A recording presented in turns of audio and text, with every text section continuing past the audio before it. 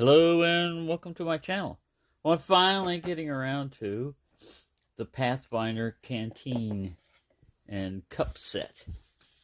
And we'll get into all that, but I just wanted to show you the different kind of flask type of systems you could go with. And they vary in prices, with this one being the most expensive. Well, maybe this one because of surplus, canteens and stuff.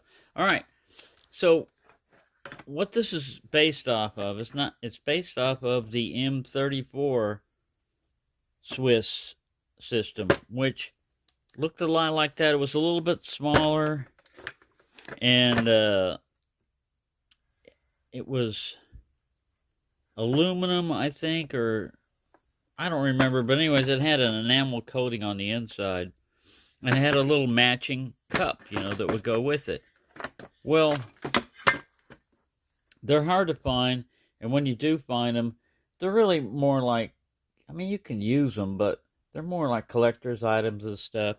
If you want to go walking around, what's the purpose behind, a Scout Canteen? That's what you got to keep in mind. This right here would not necessarily be great as your only source of water for an overnight camp. And the reason why I'm saying that is, if you're going to eat anything during the night, it says use 1.5 cups of water. This thing only holds 2 cups. It's 16 ounces. It only holds 2 cups of water. So yeah, you could boil some more water and replenish your supply, and that's one of the advantages of stainless steel. You may notice something here, and that is I just took an old sock and cut off part of it, the top, left the toe on there and everything, and put that in there because this thing has a tendency to rattle when you don't have that in there. And this also helps insulate a little bit. That's all I've modified this with so far. But your other options are, well, this is an Ozark Trail. I think it's like an 8-ounce flask. This one is a 1 pint. U.S. military air crew type of flask, plastic. This one was made in '93. I've got a couple of those. This is the one that I bought. I was trying to get this effect, but I didn't have a cup, that would fit it or anything, but I was trying to get that effect. This one, I believe, holds 18 ounces, so it holds a little bit more. I was using this quite a bit and keeping water in there, and then one day I took a sip off of it, and I kind of smelled and tasted mold, and there was mold on this silicone seal or whatever is up here. So after that, I'm like, yeah. If I'm going to eat mushrooms and everything, I want to eat mushrooms, but mold and fungus, I don't want it in my water. Alright, so it comes like this with this little attachment to kind of hold it together, but it doesn't really unless you loop it, a special way like that. You got to loop it down and under and through, just to keep it kind of positioned. It still wants to slide. So yeah. Now you can buy they sell a leather belt system for this thing that costs, I believe it costs more than the canteen itself.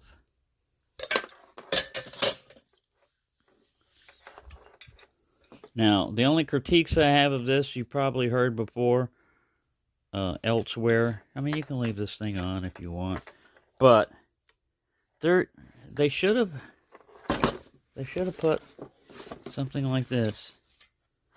They should have put a retention system on the cap, because there's a very good possibility of setting this down, taking it off, take a swig or something like that.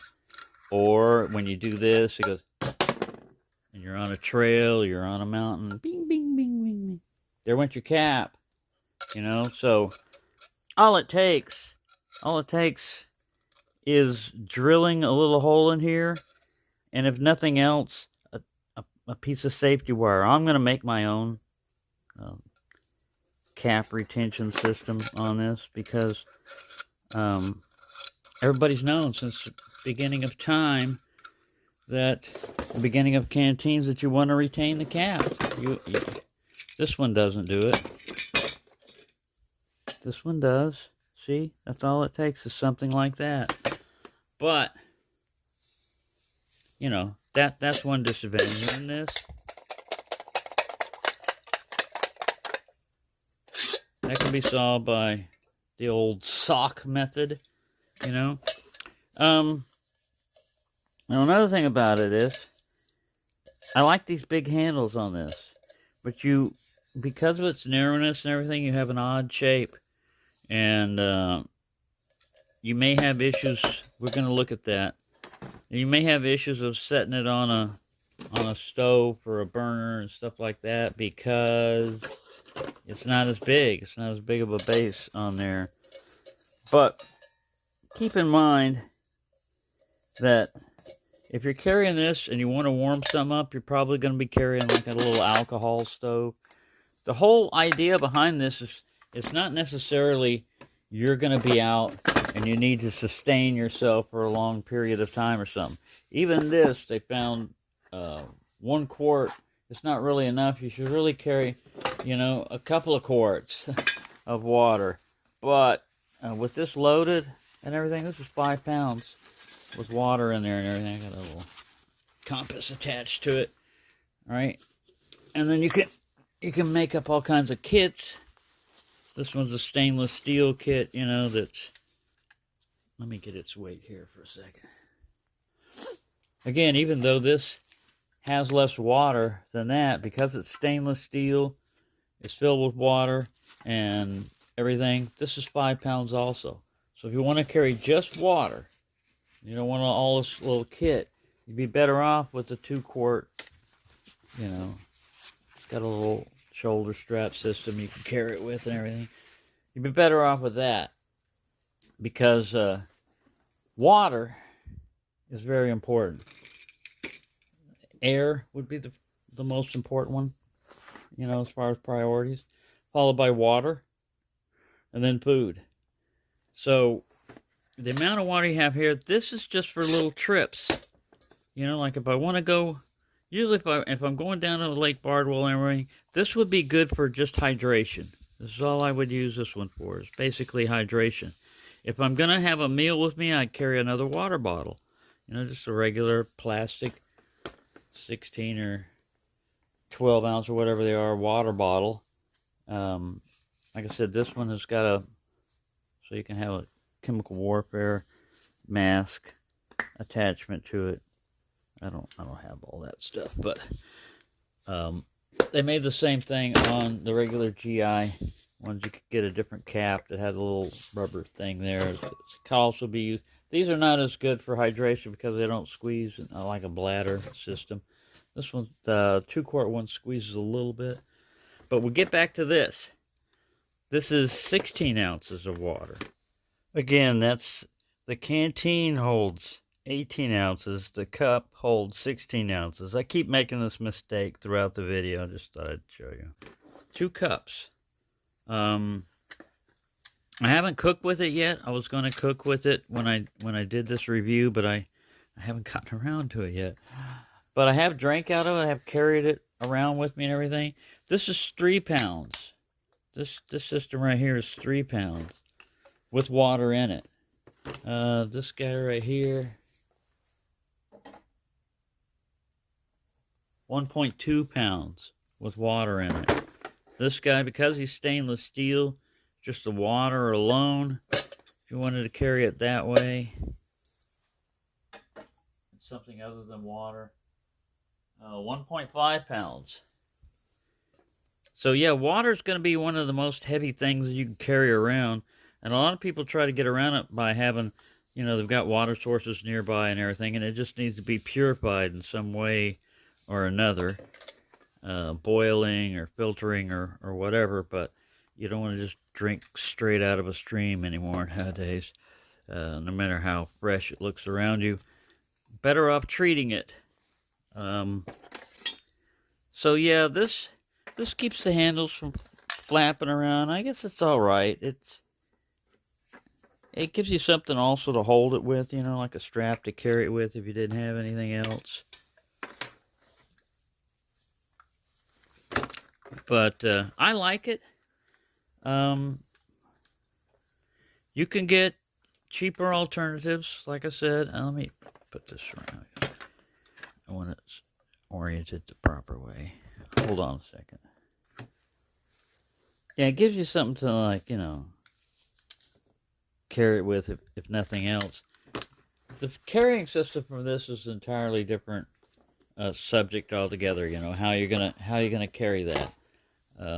I usually just stick it in a pouch or a bag, a backpack, or whatever I've got, and that's good enough for me. It's, you know, I don't need to carry it on my belt or my hip. If I want to, I could just drop it in one of these. It's kind of loose fitting, you know, one of these canteen carriers, you know, and then start loading up all kinds of gear and stuff that you put into it, that I put into it. This has got a nice molly attachment. And then, you know, I start throwing in all kinds of stuff in there. But this is because it's wide mouth, this is a fish spreader thing. So you can put it in there and you can actually use this to boil water, the canteen to boil water if you wanted to. You'd have to do something about this. You'd have to take this cap off and everything. But it's got a stainless steel cup in there, and there's a lid, you know, for the cup. And this is all, you know, a pretty good system. But again, it's more of a water and cook system because it's got the cup with it and all the other crap. Who knows what I put in there? All the extra crap. So it's basically about weight saving. Again, the weight savings is not because of the stainless steel. You can get lighter weight materials to hold the same amount of water, but with stainless steel you can boil out of it. You can use it to purify water, even the canteen itself, if you didn't have the cup. Weight savings. It comes with the canteen and the cup. Dave Canterbury, Pathfinder, nest together, holds them together, you know, oversized handle cups. Perfect for trailing around the fire. If you have other kinds of refreshments, you know, like alcohol. If you want to put alcohol in here, it's stainless steel. It's not going to react with anything like aluminum or anything might. I don't know if aluminum reacts with stainless. Well, alcohol reacts with aluminum. But I know that acidic stuff will bring out the aluminum out of, I don't know if alcohol, probably not. Who knows? But yeah, there you go. I like it. For me, it's worth it because, like I said, I wanted smaller quantities of less weight, just water. And this is probably better than that for that, but this is more durable. This one you can't put over the fire. This one you could if you had to boil water. And boiling water means that it's safe to drink. And if you don't have safe drinking water, you can forget about all the other supplies and all the other goodies you've got. You know, you may have the best everything, but if you die of thirst, or you die of pathogens that were in the water that you didn't bother to treat, either way, you're croaked. And all your gear is not going to do you any good. So take care of the basics first, which is water. Make sure you've got plenty of water or ways of treating water. And if nothing else, always have a little bit of water with you. It can make the difference between because when you start getting dehydrated, you reach a point where you start getting delirious. And you don't want to reach that point. It's a bad way to go. Two bad ways to go in life are starvation. Starvation is a bad way to go. And dying of thirst.